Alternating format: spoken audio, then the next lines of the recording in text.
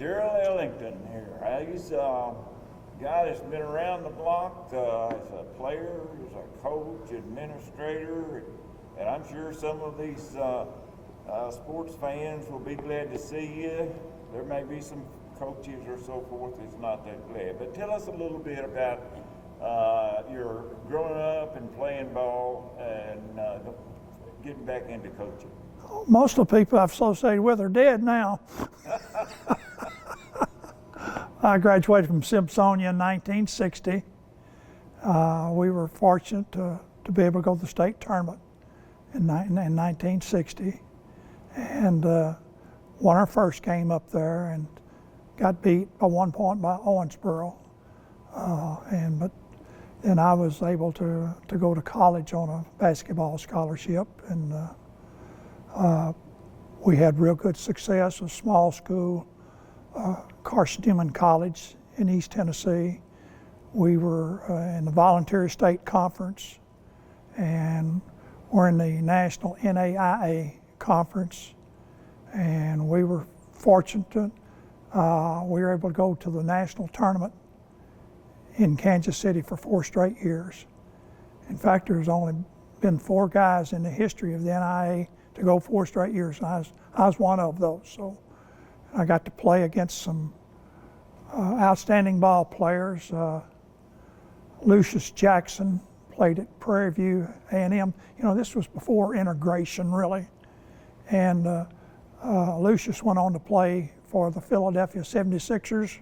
He played with Wilt Chamberlain and Chet Walker and Lou Greer when they won the NBA. And I also got to play against Willis Reed, who played at Grambling.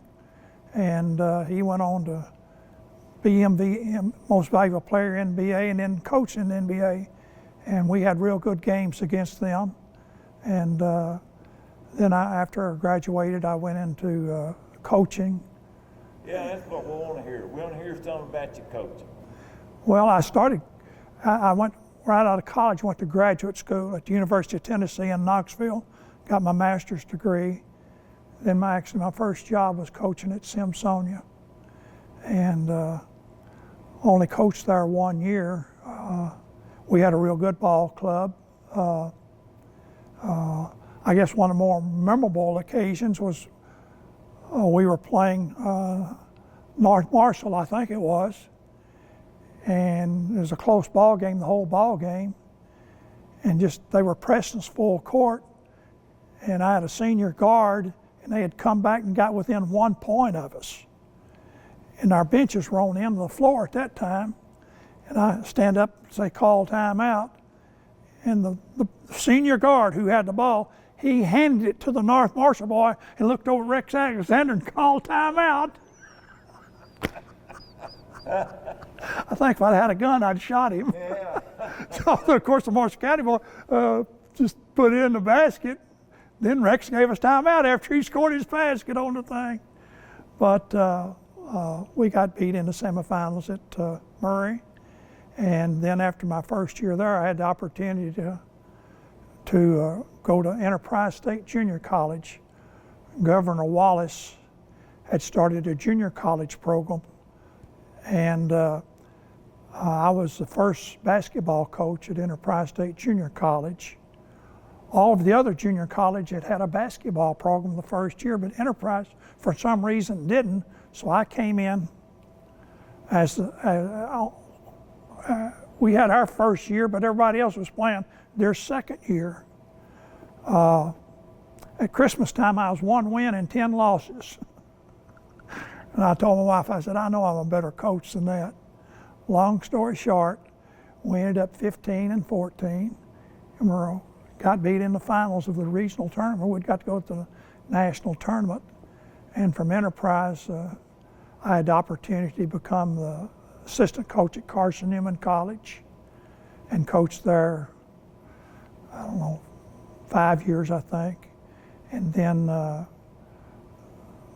Alderson Broaddus College, the president of Alderson Broaddus College, his son attended Carson-Newman, played basketball. And so they wanted a new coach there, so we went to Philippi, West Virginia, and I coached at Alderson Broaddus College. Didn't have an assistant coach. Put over 100,000 miles on my car, recruiting and traveling, and got my wife pregnant. And she hated it. It snowed Thanksgiving. The snow didn't go off the ground till Easter. And so, okay, we said, well, let's go back to Paducah. I'll get a job and then go back into coaching. Well, I got the assistant principal job at Paducah Tillman, and just never did get back into coaching. And I stayed in a principalship for over 20 years at that point.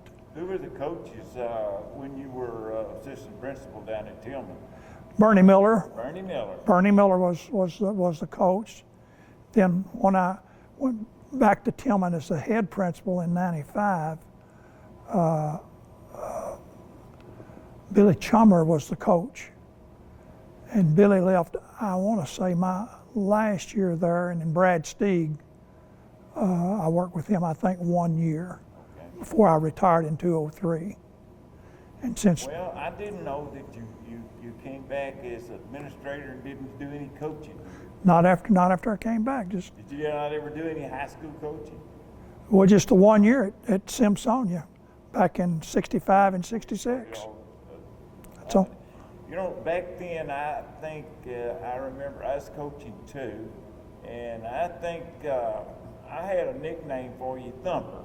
I think you were always trying to get the attention of the boys by stomping the floor. Well, I can't believe you remember that. While I was in graduate school at the University of Tennessee, I had an assistantship, and I coached the basketball team for TSD, deaf kids, the Tennessee School for the Deaf. And how you got a deaf person's attention, boom. Now you would think with all the band playing and the people hollering and everything, you could holler all you want to, make no difference. You stomp that foot, you say that's your responsibility, you know. You get their attention like that. We had one occasion we were playing Farragut High School. Farragut High School used to be out in the country. It's now the largest high school in the state of Tennessee. And my little guard, he made a pass toward the forward, and the Farragut boy knifed in and got the pass. So he started dribbling. My deaf guard, of course, he was running down the floor. And right before he got to the basket, he turns around, and that boy charges on him. He points to his feet. He could feel him running behind him. It's unreal how the deaf people can sense that vibration. And we ended up winning at the end of the school year, Mason-Dixon tournament for all the deaf schools of the Southeast. And we ended up winning that. Our season was just horrible because we participated in the Knoxville League.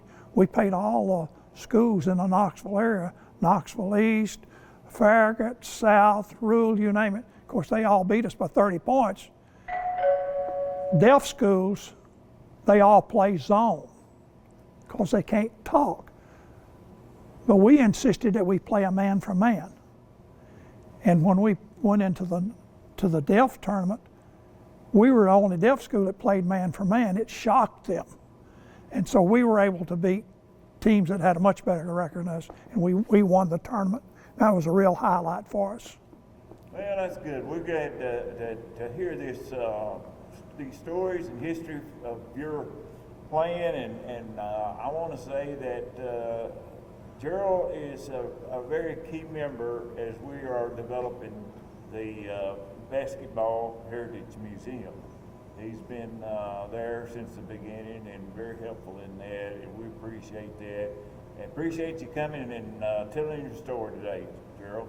Thank you, Ed. Well, you're the wind behind this, and we appreciate your efforts in getting this organized, Ed. Thank you very much.